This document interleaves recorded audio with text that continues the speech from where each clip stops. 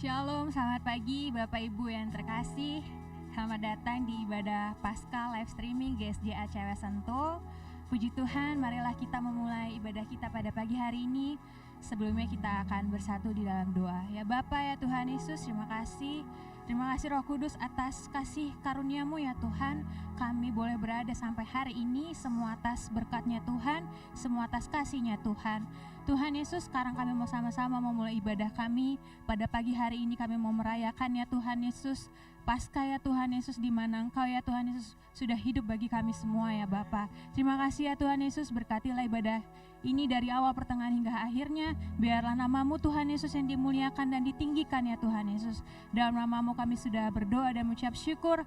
Haleluya. Amin. Haleluya Lord. Haleluya.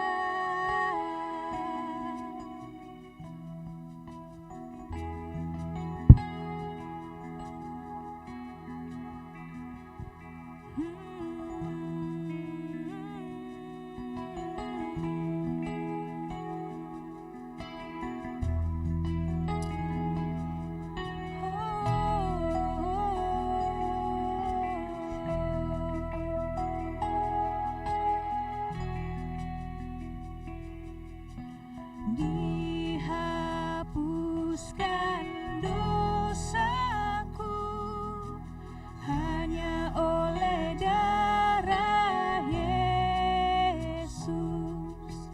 Aku pulih dan sembuh hanya oleh darah Yesus.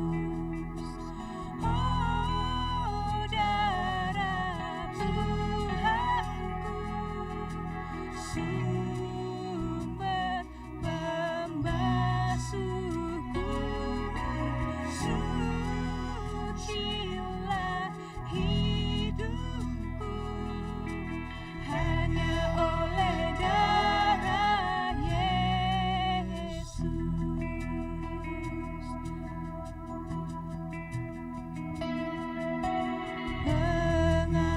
Pengampunan dosaku hanya oleh darah Yesus. Penyucian hidupku hanya oleh darah Yesus. Oh, darah Tuhanku, sumber pembasuhku, sucilah hidupku hanya oleh darah Yesus. Oh, darah Tuhanku, sumber pembasuhku, sucilah hidupku hanya oleh darah Yesus. Oh, darah Tuhanku, sumber pembasuhku, sucilah hidupku hanya oleh darah Yesus, hanya oleh darah Yesus, hanya oleh darah Yesus.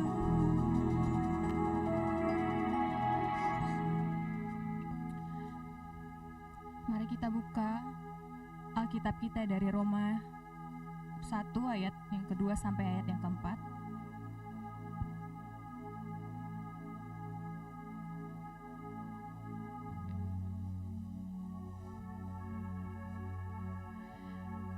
Ya, kita akan membacanya. Injil itu telah dijanjikannya sebelumnya dengan perantaraan nabi-nabinya dalam kitab-kitab suci, tentang anaknya yang menurut daging diperanakan dari keturunan Daud, dan menurut Roh Kekudusan dinyatakan oleh kebangkitannya dari antara orang mati bahwa ia adalah anak Allah yang berkuasa, Yesus Kristus, Tuhan kita. Haleluya. Kita bersama-sama memuji Tuhan, kita mau menyatakan bahwa Tuhan Yesus baik. Haleluya.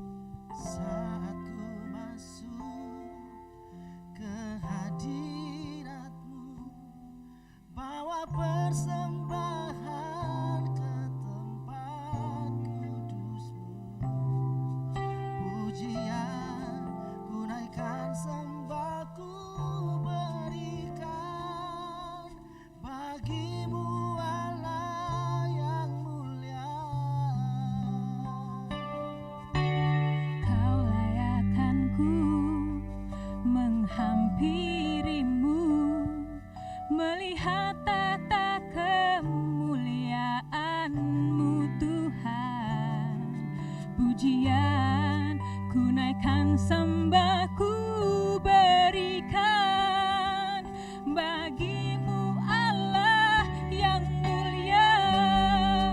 Oleh kuasa darah-Mu, Kau telah tebus dosaku. Kekudusan-Mu melingkupiku, kasih-Mu mengalir memulihkan hidupku. Sungguh besar anugerah-Mu, Kau selamatkan hidupku. Ku menjadi ciptaan yang baru oleh kuasa darah-Mu.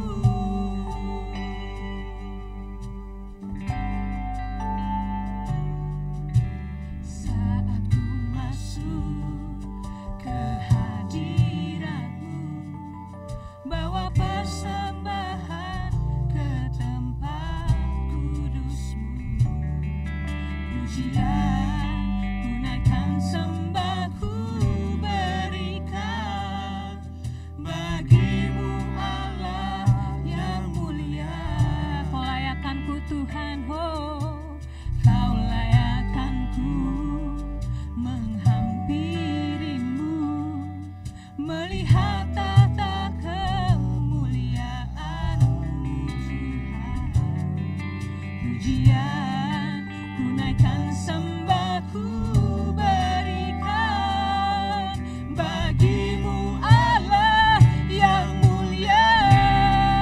Oleh kuasa darah-Mu, Kau telah tebus dosaku. Kekudusan-Mu melingkupiku, kasih-Mu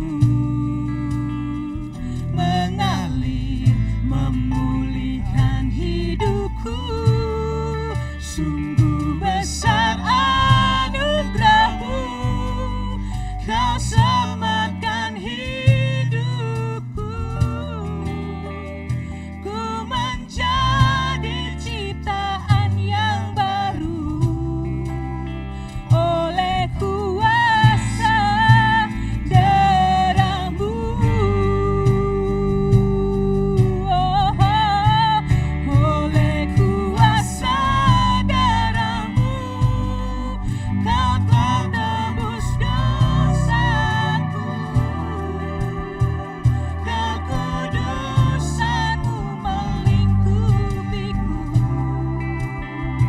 kasih-Mu Tuhan mengalir memulihkan hidupku.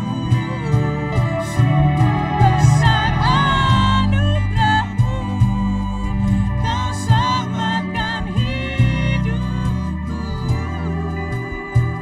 Ku menjadi ciptaan yang baru oleh kuasa darah-Mu. Oleh kuasa darah-Mu, oleh kuasa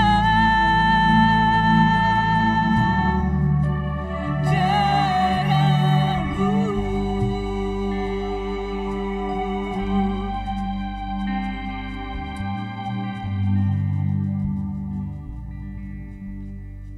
Haleluya, haleluya, haleluya. Yesus bangkit, Yesus bangkit, Yesus bangkit, Yesus hidup, Yesus hidup, Yesus hidup. Jemaat yang dikasihi oleh Tuhan Yesus Kristus, jemaat yang ada di rumah atau dimanapun saudara berada pada saat ini, saatnya kita akan lebih lanjut akan mendengarkan akan firman Tuhan. Tentu yang akan menguatkan kita, yang akan membangunkan iman dan pengharapan kita. Sehingga tidak akan goyah, dan terlebih supaya kita dapat memahami dan mengerti secara khusus tentang kebangkitan Kristus Yesus dari antara orang mati. Untuk itu, mari kita berdoa. Bapa, kami serahkan kepadamu pemberitaan firman-Mu yang akan disampaikan oleh hamba-Mu ini. Dengan menaruh harap bahwa Roh Kudus akan menolong dan memampukan hamba-Mu ini untuk menyeberangkan kepada segenap umat-Mu kebenaran firman-Mu tentang kebangkitan Tuhan dari antara orang mati. Agar kami semua diperbaharui, iman kami akan dikuatkan dan diteguhkan. Lebih daripada itu, agar kami hidup di dalam pengharapan, setia mengiring Tuhan, mengabdi dan berbakti kepadamu. Bagimulah puji dan syukur. Oleh sebab itu berbicaralah ya Tuhan, sungguh kami mendengar adanya. Dalam Kristus Yesus Tuhan kami berdoa. Amin. Firman Tuhan yang akan kita dengarkan bersama pada pagi hari ini yang terambil dari 1 Korintus pasal yang ke-15. Ayat 1 sampai ayat yang ke-11, sebenarnya seluruh pasal ini. Itu firman Tuhan berkata begini. Dan sekarang saudara-saudara, aku mau mengingatkan kamu kepada Injil yang aku beritakan kepadamu dan yang kamu terima dan yang di dalamnya kamu teguh berdiri. Oleh Injil itu kamu diselamatkan asalkan kamu teguh berpegang padanya seperti yang telah kuberitakan kepadamu. Kecuali kalau kamu telah sia-sia saja menjadi percaya. Sebab yang sangat penting telah kusampaikan kepadamu, yaitu apa yang telah kuterima sendiri, ialah bahwa Kristus telah mati karena dosa-dosa kita, sesuai dengan kitab suci, bahwa ia telah dikuburkan, dan bahwa ia telah dibangkitkan pada hari yang ketiga, sesuai dengan kitab suci, bahwa ia telah menampakkan diri kepada Kepas, dan kemudian kepada ke-12 muridnya. Sesudah itu ia menampakkan diri kepada lebih dari 500 saudara sekaligus. Kebanyakan dari mereka masih hidup sampai sekarang, tetapi beberapa di antaranya telah meninggal. Selanjutnya ia menampakkan diri kepada Yakobus, kemudian kepada semua rasul, dan yang paling akhir dari semuanya itu, ia menampakkan diri juga kepadaku sama seperti kepada anak yang lahir sebelum waktunya. Karena aku adalah yang paling hina dari semua rasul, bahkan tidak layak disebut rasul, sebab aku telah menganiaya jemaat Allah. Tetapi karena kasih karunia Allah, aku adalah sebagaimana aku ada sekarang. Dan kasih karunia yang dianugerahkannya kepadaku tidak sia-sia. Sebaliknya aku telah bekerja lebih keras daripada mereka semua. Tetapi bukannya aku, melainkan kasih karunia Allah yang menyertai aku. Sebab itu, baik aku maupun mereka, demikianlah kami mengajar dan demikianlah kamu menjadi percaya. Puji Tuhan. Berita atau pemberitaan tentang kematian, dikuburkan dan dibangkitkan atau naik ke surga, duduk di sebelah kanan Allah Bapa, adalah berita yang dikatakan di sini tadi sangat penting. Inilah yang dikumandangkan, yang disampaikan oleh para rasul-rasul atau para hamba-hamba Tuhan pada masa mereka. Tentu berita atau kabar tentang kebangkitan Kristus Yesus masih banyak di antara para pendengar atau umat manusia tidak percaya bahwa adanya kebangkitan. Oleh sebab itu Rasul Paulus perlu menjelaskan tentang dasar iman setiap orang yang percaya. Tentang kebangkitan Kristus ini adalah suatu penentu bagi kita orang yang percaya atau pengikut Kristus. Oleh sebab itu saudara-saudaraku yang dikasihi oleh Tuhan, kebangkitan Kristus adalah suatu fakta yang tidak boleh, yang tidak bisa lebih lanjut ditiadakan atau disingkirkan. Mengapa demikian? Tentang kebangkitan Yesus di sini diungkapkan tadi, disaksikan baik rasul-rasul, demikian juga dikatakan tadi 500 orang sekaligus. Demikian juga Yakobus dan yang terakhir dikatakan kepada Rasul Paulus. Untuk itu saudara-saudaraku yang dikasihi Tuhan, mengapa kebenaran di fakta tentang kebangkitan ini perlu terus dikumandangkan? Tentu yang pertama ialah tidak lain karena bicara soal kebangkitan. Dalam perjanjian lama telah dinubuatkan. Umpamanya seperti di dalam Ayub pasal 19 ayat 25 dan 27. Tetapi aku tahu penebusku hidup dan akhirnya ia akan bangkit di atas debu. Juga sesudah kulit tubuhku sangat rusak, tanpa dagingku pun aku akan melihat Allah. Yang aku sendiri akan melihat, memihak kepadaku, mataku sendiri menyaksikannya dan bukan orang lain. Hati sanubariku merana karena rindu. Itu nubuatan dalam perjanjian lama. Demikian juga di dalam Mazmur pasal yang ke-16 ayat 10. Sebab engkau tidak menyerahkan aku kepada dunia orang mati dan tidak membiarkan orang kudusmu melihat kebinasaan. Demikian juga di dalam perjanjian baru telah dinubuatkan tentang yaitu kebangkitan, bahwa adanya kebangkitan. Di dalam Injil Yohanes pasal yang kelima ayat 28 dan 9. Sebab sama seperti Bapa membangkitkan orang-orang mati dan menghidupkannya, demikian juga anak-anak menghidupkan barang siapa yang dikehendakinya. Janganlah kamu heran akan hal itu, sebab saatnya akan tiba bahwa semua orang yang di dalam kuburan akan mendengarkan suaranya, dan mereka yang telah berbuat baik akan keluar dari dan bangkit untuk hidup yang kekal. Tetapi mereka yang telah berbuat jahat akan bangkit untuk dihukum. Adanya kebangkitan itu telah dinubuatkan. Dan apa yang terjadi pada peristiwa yaitu kebangkitan Kristus Yesus, itu adalah penggenapannya. Namun demikian lebih lanjut, bagaimana kebangkitan Kristus dikaitkan lebih lanjut kepada iman kita, pada pengharapan kita. Tentu kebangkitan Kristus dari antara orang mati itu memberikan juga jaminan dan kepastian tentang kebangkitan kita, orang yang percaya kepada Kristus Yesus. Firman Tuhan mengatakan di dalam Matius pasal 28 ayat yang ke-6 atau 1 Korintus Matius pasal yang ke-28 ayat yang ke-6. Ia tidak ada di sini sebab ia telah bangkit sama seperti yang telah dikatakannya. Mari lihatlah tempat ia berbaring. Demikian juga lebih lanjut dalam Kisah Para Rasul 17 ayat 31.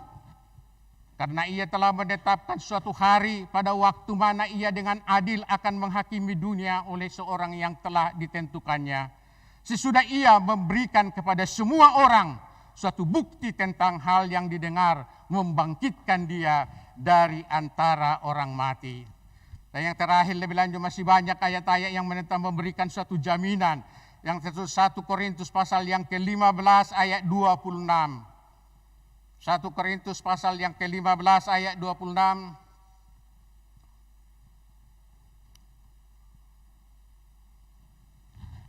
Musuh yang terakhir yang dibinasakan ialah maut. Musuh yang terakhir yang dibinasakan ialah maut. Kalau kita kaitkan ini di dalam perjalanan iman kita, khususnya di dalam kehidupan kita sehari-hari, khususnya pada saat-saat ini. Umat manusia yang ada di atas muka bumi ini sungguh dipenuhi dengan kecemasan dan ketakutan yang luar biasa. Oleh karena apa? Oleh karena menyebarnya yaitu virus corona atau COVID-19. Sungguh menakutkan. Karena memang sudah banyak orang yang meninggal, ratusan ribuan yang meninggal. Tetapi yang paling lebih lanjut yang menakutkan atau yang membuat kita menjadi resah, takut, bukan karena lebih lanjut oleh karena virus ini, tetapi lebih daripada itu dari berita yang kita terima, yang kita dengar di sekeliling kita. Untuk itu saudara-saudaraku yang dikasihi Tuhan, sering membawa kita lebih lanjut kepada suatu keadaan. Ada yang di dalam keputusasaan. Memang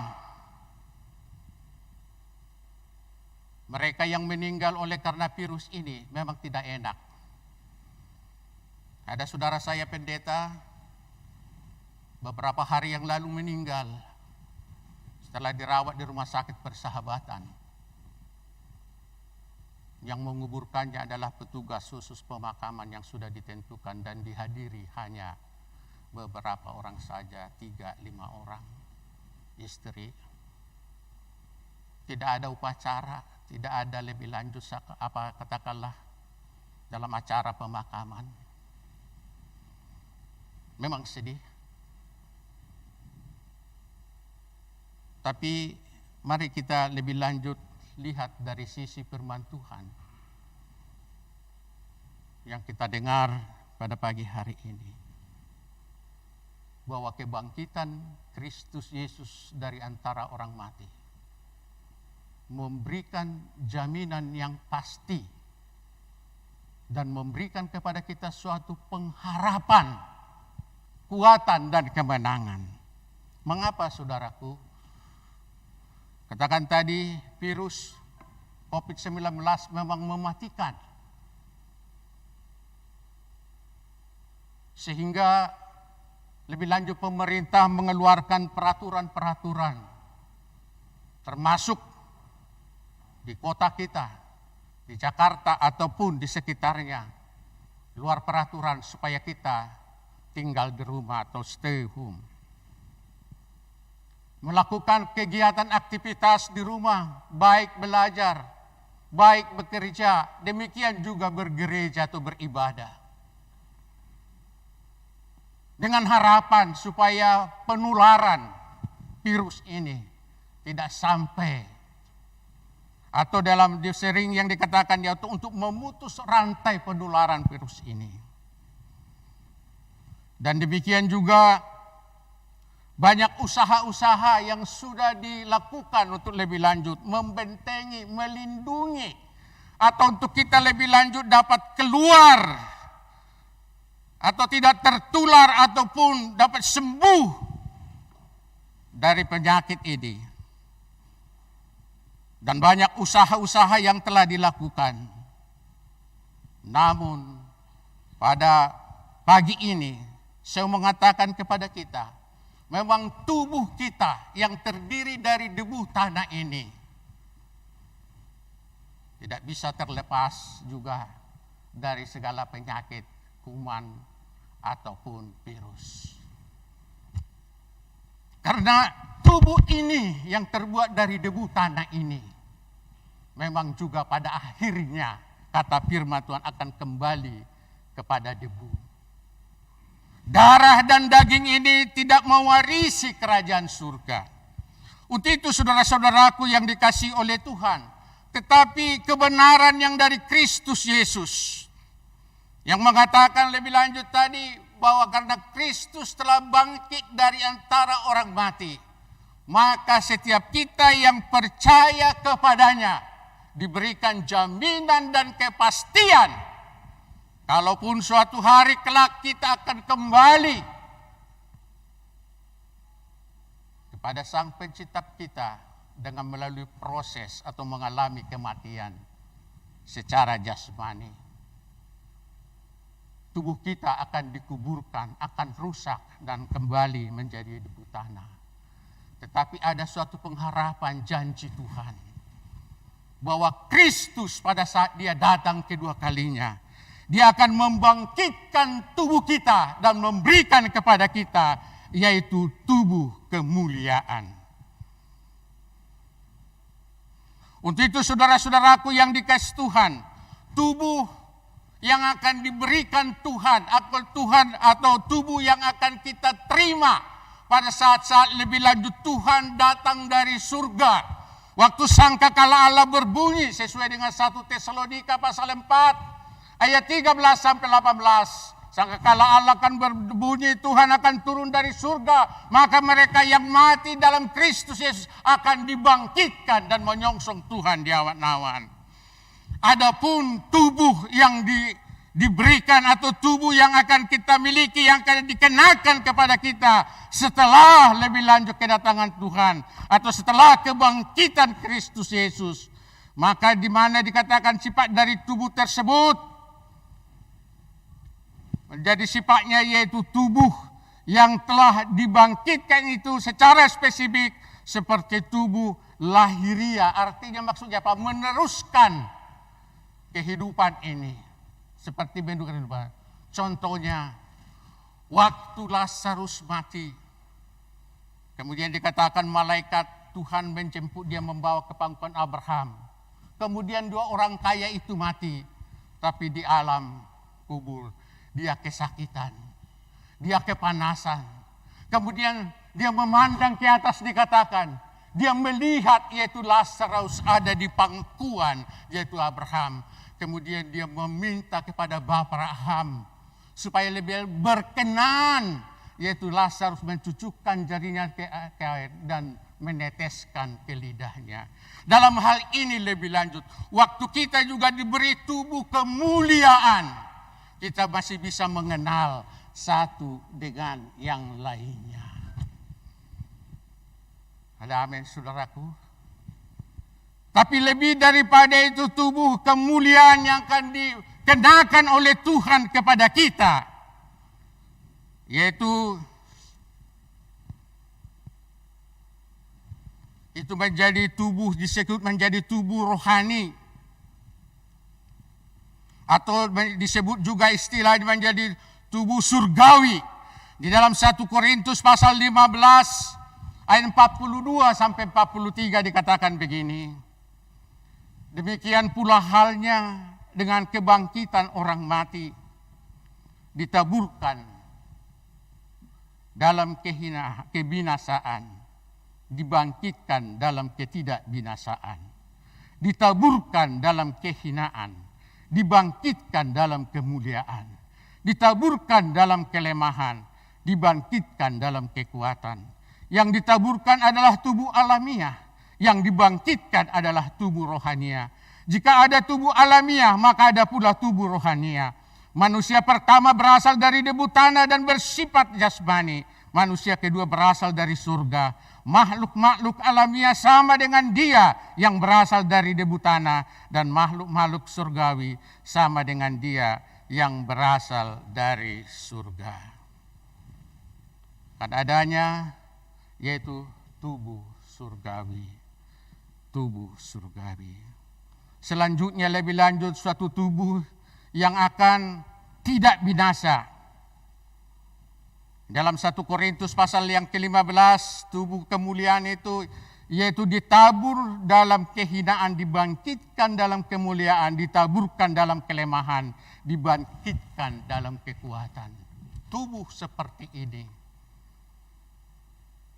tidak dapat lagi didiami, dirusak oleh virus corona, COVID-19. Tidak ada sesuatu yang laknat, tidak ada sesuatu penyakit, tidak ada sesuatu lebih lanjut kematian. Ada amin, saudara-saudaraku? Tubuh kemuliaan yang akan dikenakan kepada kita pada saat kebangkitan orang-orang mati, khususnya orang-orang percaya, maka diberi tubuh kemuliaan. Tentu tubuh yang kita diami sekarang rentan dengan berbagai penyakit, dengan berbagai lebih lanjut kelemahan. Tetapi tubuh kemuliaan tidak dapat lagi dirusak oleh apapun. Haleluya. Demikian juga lebih lanjut, Suatu tubuh yang rohani, yang adikodrati, yang tidak terikat juga lagi kepada hukum-hukum alam. Seperti di dalam Lukas pasal yang ke-24. Dalam Lukas pasal yang ke-24, di sana dikatakan begini, atau di dalam Lukas 14 maksud saya. Mendengar hal itu, berkatalah seorang dari tamu-tamu itu kepada Yesus, "Berbahagialah orang yang akan dijamu dalam kerajaan Allah." Ketika tiba saatnya, Yesus duduk makan bersama-sama dengan rasul-rasulnya. Katanya kepada mereka, "Aku sangat rindu makan Paskah ini bersama-sama dengan kamu sebelum aku menderita. Sebab aku berkata kepadamu, aku tidak akan memakannya lagi sampai ia beroleh kegenapannya dalam kerajaan Allah." Kemudian ia mengambil sebuah cawan, mengucap syukur, lalu berkata, "Ambillah ini dan bagikanlah di antara kamu. Sebab aku berkata kepadamu, mulai dari sekarang ini, aku tidak akan minum lagi hasil pokok anggur sampai kerajaan Allah telah datang. Bahwa kamu akan makan dan minum semeja dengan aku di dalam kerajaanku. Dan kamu akan duduk di atas tahta untuk menghakimi ke-12 suku Israel." Ia mengambilnya dan memakannya di depan mata mereka. Haleluya. Suatu tubuh rohani yang adikodrati. Dalam ini bisa kita lihat juga dalam Yohanes 20 atau 1 Korintus atau di ayat yang ke-19. Tubuh kemuliaan. Wah, sekali tidak terikat kepada hukum-hukum alam. Seperti Yesus waktu dia bangkit, dia bisa ada di tengah-tengah lebih lanjut murid-muridnya. "Damai sejahtera bagimu," kata Tuhan. Dia muncul di situ, padahal pintu-pintu terkunci.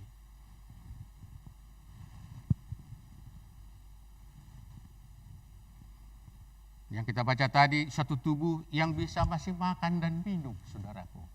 Tapi kehidupan selanjutnya tidak tergantung kepada makan dan minum. Ada amin.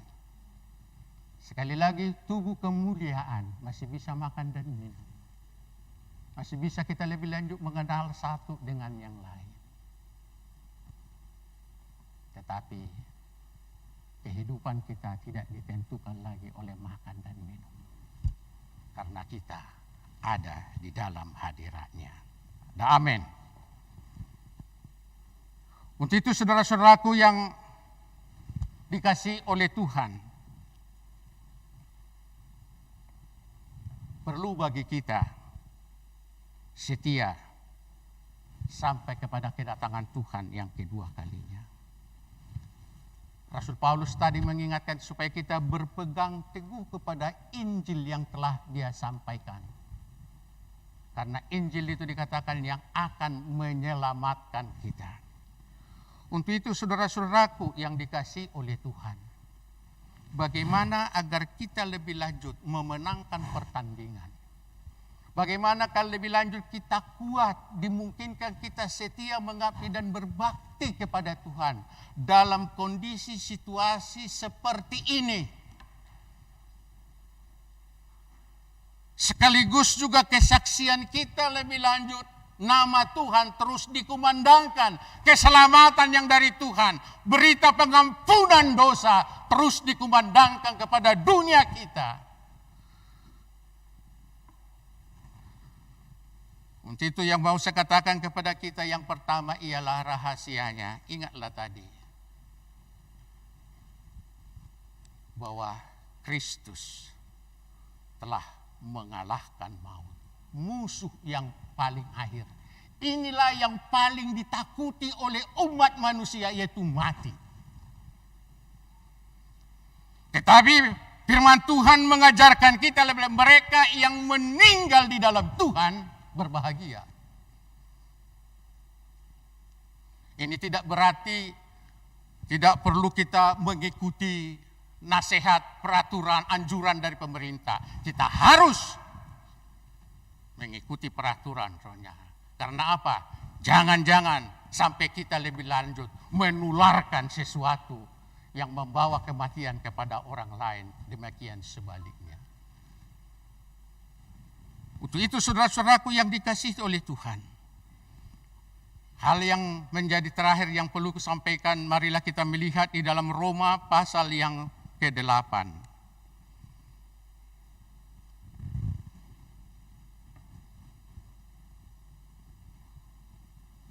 Ayat 31 terlebih dahulu.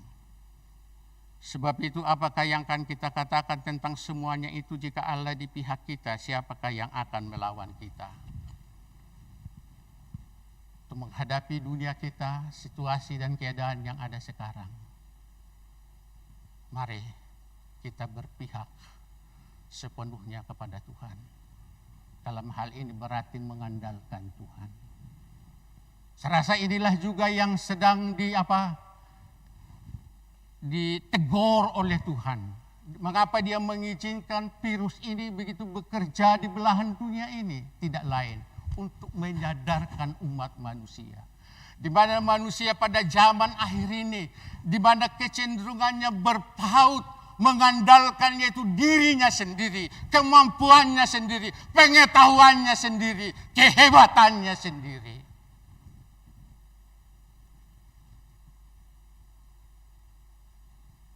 Tapi ini diizinkan oleh Tuhan. Sekali lagi, virus ini atas seizin Tuhan.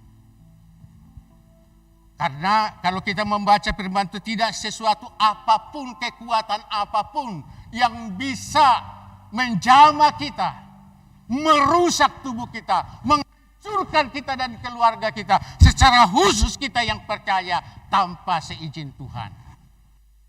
Itu yang kita lihat di dalam lebih lanjut kisah mengapa penderitaan, kemalangan itu menimpa, yaitu Ayub dan keluarganya. Anaknya yang 10 mati, hartanya, ternak semua dirampok oleh orang. Dia masuk di dalam kesusahan, penderitaan yang besar. Kalau kita lihat di situ dialog antara iblis dengan Tuhan atas seizin Tuhan.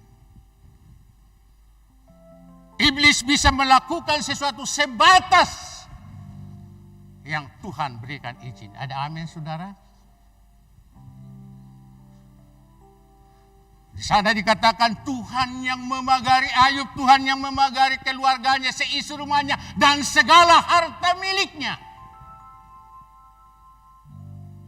Tapi dalam hal ini, iblis membujuk Tuhan untuk mencelakakan Ayub. Supaya lebih lanjut, Ayub mengutuki Tuhan, meninggalkan Tuhan.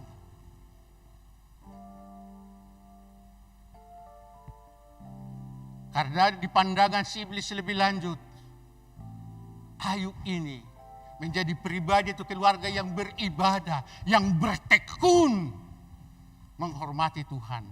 Oleh karena dia diberkati sedemikian rupa. Demikian juga kalau kita lihat lebih lanjut, masalah yang terjadi kepada lebih lanjut Yunus waktu dia melarikan diri dari panggilan Tuhan untuk membawa kabar keselamatan pertobatan kepada Niniwe. Waktu dia melarikan diri menaik kapal menuju ke Tarsus. Ceritanya atas seizin Tuhan mendatangkan badai yang besar. Dan akhirnya lebih lanjut Yunus harus dibuang yaitu ke laut. Dan firman Tuhan mengatakan atas penentuan Tuhan, Tuhan menyuruh ikan besar untuk menelan yaitu Yunus selama 3 hari 3 malam. Ingat, itu di luar nalar ininya. Bisa seseorang hidup di dalam perut ikan selama 3 malam. Kalau kita membaca seterusnya juga, Tuhan menyuruh juga lebih lanjut ikan ini memuntahkan yaitu Yunus yaitu ke darat. Di episode berikutnya lebih lanjut, waktu Yunus sudah memberitakan berita pertobatan dan bertobat lebih lanjut orang-orang Niniwe. Kemudian kemudian coba menyingkir dari katakanlah ke pinggir kota itu, coba memandang, melihat kira-kira apa yang terjadi nanti bagi bangsa ini atau bagi kota Niniwe. Kita tahunya terjadi pertobatan. terjadi pertobatan. Akhirnya membuat lebih lanjut Yunus ngambak, marah sama Tuhan. Kemudian dia mengukakan lebih lanjut alasannya mengapa dia sampai menyingkir, tidak mau memberitakan Injil, yaitu berita pertobatan kepada orang-orang Niniwe. Karena dia katakan, aku tahu karena engkau adalah Allah yang maha pengasih dan penyayang. Allah yang bermurah. Kalau saya nanti memberitakan berita pertobatan, kemudian orang ini bertobat, pasti akan mengasihaninya, tidak akan menghukumnya.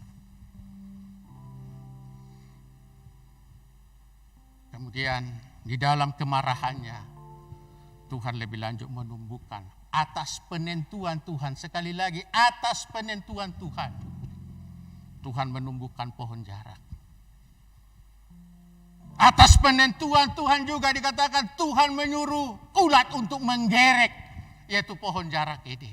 Atas penentuan juga Tuhan memberikan panas terik sehingga melayukan pohon jarak yang telah digerek oleh ulat.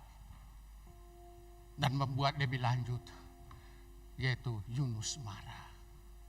Sekali lagi kalau kita kaitkan apa yang terjadi dalam kehidupan sehari-hari, baik secara pribadi, keluarga, secara berbangsa, tidak ada yang di luar sepengetahuan Tuhan. Tidak ada yang lebih lanjut di luar seizin Tuhan. Ada amin saudara? Oleh sebab itu saudaraku, bagaimana kalau ini adalah seizin Tuhan, atas penentuan Tuhan, bagaimana kita menyikapinya? Sekali lagi, sesuai dengan apa tadi saya mengajak kita kembali melihat pematuhan ayat 32 dari Roma 8. Yang tidak menyayangkan anaknya sendiri, tetapi yang menyerahkannya bagi kita semua. Bagaimanakah mungkin ia tidak mengaruniakan segala sesuatu kepada kita bersama-sama dengan dia? Pertama tadi katakan, Kristus Yesus telah memenangkan pertandingan setelah bangkit dari antara orang mati. Hal yang paling ditakuti oleh manusia itu kematian telah dimenangkan. Demikian kita orang yang percaya. Dan yang kedua di sini, ingatlah lebih lanjut. Dikatakan dalam ayat yang kedua, jikalau Tuhan begitu tidak menyayangkan, dikatakan anaknya satu-satunya yang tunggal dikaruniakan kepada kita demi keselamatan dengan pengampunan dosa dan hidup yang kekal. Masa dikatakan masalah pertolongan, perlindungan, kesembuhan, pemulihan atas kita mungkin yang kena virus atau anggota keluarga kita yang kena virus ini, ataupun dalam hal-hal itu. Ingatlah, Tuhan tetap mengasihi kita. Tuhan tetap peduli bagi kita. Sebagaimana dia telah menyayangkan, memberikan anaknya yang tunggal, dia juga akan memberikan kepada kita pertolongan. Ada amin. 1 Korintus pasal 10 ayat 13, pencobaan-pencobaan yang kamu alami lebih dari kekuatanmu, Tuhan akan memberikan, dikatakan, yaitu apa? Kemampuan. Akan memberikan jalan keluar sehingga kamu cakap untuk menanggungnya. Pegang ini, janji ini, bahwa Tuhan tetap berpihak kepada kita, berpihak kepada yang dicintainya dan yang mengasihinya. Dan yang terakhir, saya mengajak kita di dalam Roma pasal ke-8, kembali ayat yang ke-11. Roma yang pasal yang ke-8, ayat yang ke-11 sebagai yang terakhir. Firman Tuhan mengatakan begini. Dan jika roh Dia yang telah membangkitkan Yesus dari antara orang mati diam di dalam kamu, maka Ia yang telah membangkitkan Kristus Yesus dari antara orang mati akan menghidupkan juga tubuhmu yang panah itu oleh roh-Nya yang diam di dalam kamu. Yang mau saya katakan, pastikan, rindukan agar roh yang membangkitkan Kristus dari antara orang mati diam di dalam kamu. Ada amin? Kalau roh yang membangkitkan Kristus dari antara orang mati diam di dalam kita, ketakutan kita akan tersingkir. Seperti waktu Tuhan Yesus bangkit, menyatakan dirinya atau menjumpainya yang tadinya di dalam keputusasaan. Mereka sudah ada yang membuat keputusan berpaling kembali proposinya sebagai nelayan. Mereka mengurung diri di rumah karena ketakutan sedemikian rupa. Tidak berani keluar. Tapi tak kala Tuhan Yesus menjumpai mereka. Damai sejahtera bagikumu. Ini aku, jangan takut, dan seterusnya. Mereka akhirnya bersukacita. Demikian juga halnya jikalau Roh Kristus yang membangkitkan Kristus diam di dalam kita, maka dia dikatakan akan membangkitkan tubuh kita yang fana ini. Sekali lagi, kebangkitan Kristus Yesus memberikan kemenangan. Kebangkitan Kristus Yesus dari antara orang mati memberikan jaminan. Kebangkitan Kristus dari orang mati memungkinkan kita menjalani hidup ini tetap menjadi kesaksian dan menjadi berkat. Dengan syarat tadi, ingatlah bahwa Kristus telah menyelesaikan bagi kita apa yang kita takutkan, yaitu kematian itu. Dan yang kedua, perlu kita memandang kepada Allah Bapa yang setia di dalam hal memberikan perjanjiannya. Jikalau dia telah mengaruniakan anaknya yang tunggal, dia juga akan menyayangi kita, akan memberikan kepada kita jalan keluar. Dan yang terakhir, izinkanlah lebih lanjut Roh Kristus yang membangkitkan di dalam hati kita. Dengan demikian, kita akan tetap memuliakan Tuhan. Kita akan dimampukan untuk mengatasi segala sesuatu, menjadi pemenang. Bahkan hidup kita akan menjadi berkat dan kesaksian. Terpujilah Tuhan. Amin.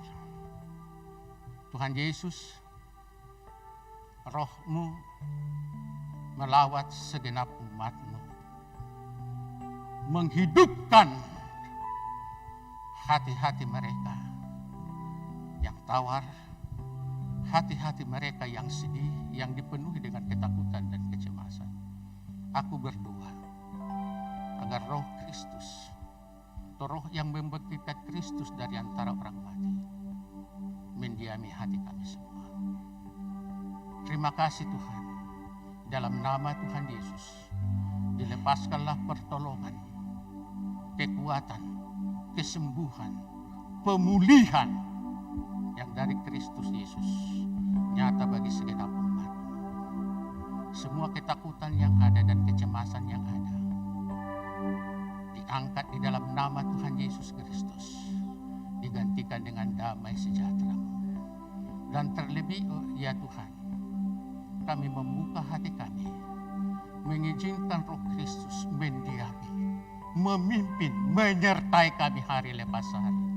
Dengan demikian, kami akan menjadi pemenang. Di dalam nama Tuhan Yesus Kristus kami berdoa. Amin.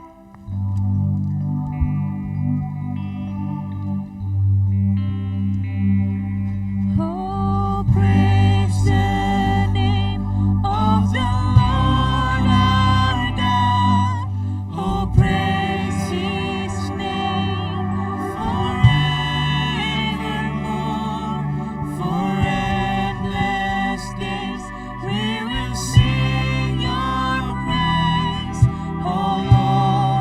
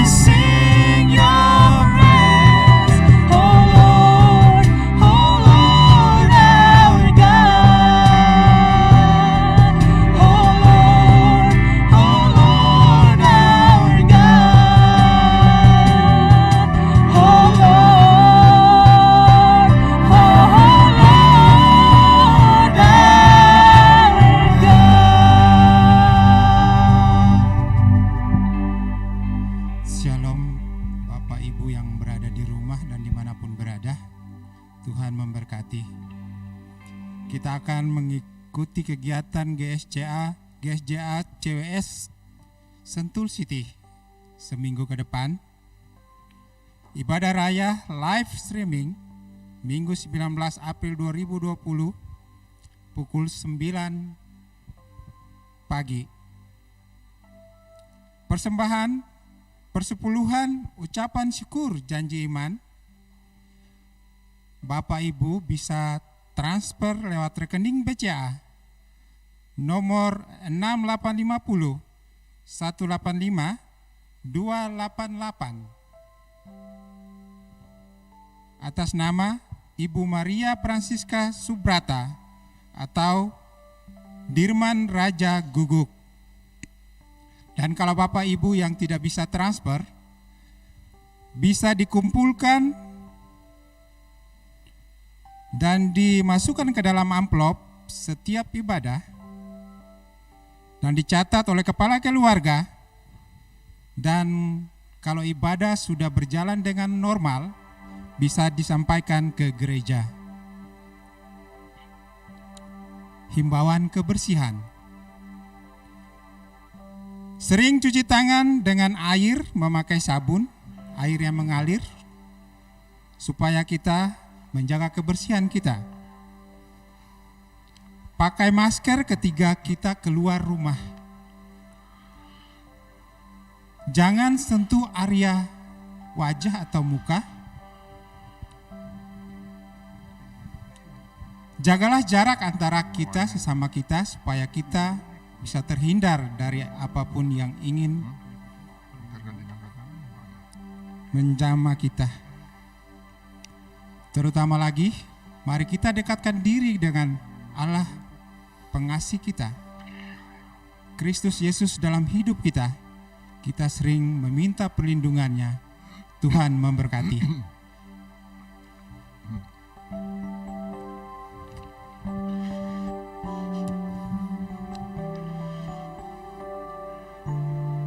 Kita bersyukur kepada Tuhan bahwa pada hari ini kita diberi kesempatan lagi untuk boleh beribadah bersama-sama di dalam siaran langsung atau online. Ingin kami sampaikan bahwa pada minggu depan akan diterapkan pembatasan sosial berskala besar di Bogor, Kabupaten, Kota Madia, dan juga Depok dan Bekasi, Kota dan Kabupaten. Untuk itu akan ada beberapa perubahan di dalam pelaksanaan ini. Tetapi kami tetap pada minggu depan dan ada pada jam yang sama, jam 9 pagi untuk ibadah hari Minggu, ibadah online, siaran langsung. Saudara-saudara terkasih dalam Tuhan, kita bersyukur, terima kasih juga bahwa Tuhan yang kita sembah, Tuhan yang kita muliakan adalah Tuhan yang hidup, Tuhan yang penuh kasih, dan Tuhan yang sungguh berkuasa atas segala sesuatu. Untuk itu mari kita tetap berpegang kepadanya, mengandalkan Tuhan Yesus, beriman kepadanya, karena hidup kita ada di dalam tangannya. Untuk itu mari kami mengundang jemaat, saudara-saudara sekalian dimanapun berada, mari kita berdiri untuk mengakhiri ibadah pada pagi hari ini.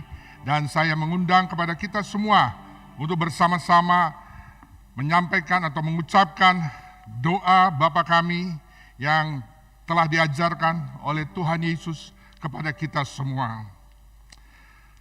Bapa kami yang di sorga, dikuduskanlah namamu, datanglah kerajaanmu, jadilah kehendak-mu di bumi seperti di sorga. Berikanlah kami pada hari ini makanan kami yang secukupnya, dan ampunilah kami akan kesalahan kami, seperti kami juga mengampuni orang yang bersalah kepada kami. Dan janganlah membawa kami ke dalam pencobaan, tetapi lepaskanlah kami daripada yang jahat.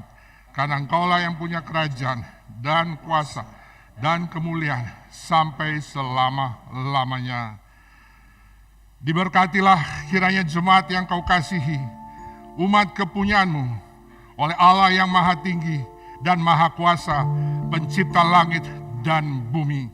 Saya mengundang kita semua untuk mengangkat kedua tangan kita untuk menerima berkat-berkat Tuhan. Tuhan memberkati engkau dan melindungi engkau. Tuhan menyinari engkau dengan wajah-Nya dan memberi engkau kasih karunia. Dan Tuhan menghadapkan wajah-Nya kepadamu dan memberi engkau damai sejahtera. Terimalah setiap berkat Tuhan menjadi bagianmu dan keluargamu pada hari ini dan sampai selama-lamanya. Mari kita semua yang percaya pada Tuhan Yesus dan yang sudah menerima berkat-Nya, bersama-sama kita mengatakan, amin.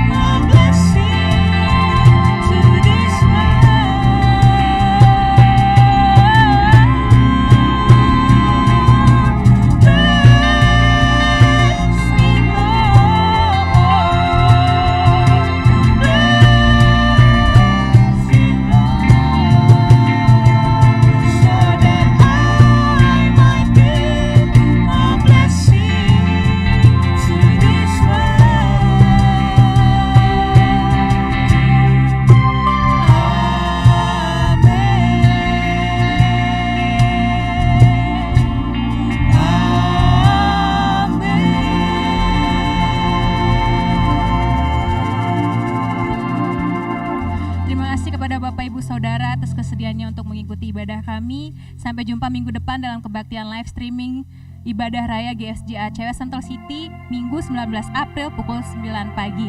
Selamat Paskah, Tuhan Yesus memberkati.